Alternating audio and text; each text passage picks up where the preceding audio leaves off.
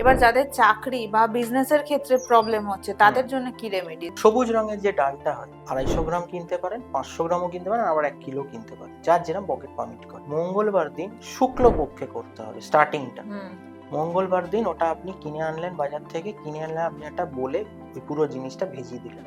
বুধবার দিন সকালবেলা আপনি ঘুম থেকে উঠবেন, উঠে চান করবেন, মুগ ডালটা ফুলে যাবে অটোমেটিক্যালি সারা রাতে ভেজানোর পর। ওটাকে ছেঁকে নিয়ে একটা প্লাস্টিকে পলিথিনে নিয়ে আপনি চলে গেলেন কাছাকাছি না বাড়ি, একটু দূরে বাগান টাগান আছে, পাখি টাকি থাকে, ওইখানে আপনি গেলেন, গিয়ে আপনি ওটাকে পুরো রাইট হ্যান্ডে খুলে ওটা রেখে দিলেন একটা জায়গায়, রেখে দিলেন। আপনি ওখানে কিছুক্ষণ দাঁড়াবেন, দাঁড়িয়ে আপনি ম্যানিফেস্ট করবেন, পজিটিভ ম্যানিফেস্টেশন করবেন, যেটা হলো যে হে ঈশ্বর আমার চাকরিটা হয়ে গেছে, বা বিজনেসে আমার এত মানে আপনি যেটা টার্গেট মানে মনে মনে ভাবছেন, কাস্টমার প্রচুর আসছে, মানে পজিটিভ অ্যাফার্মেশনে আপনাকে হয়ে গেছে।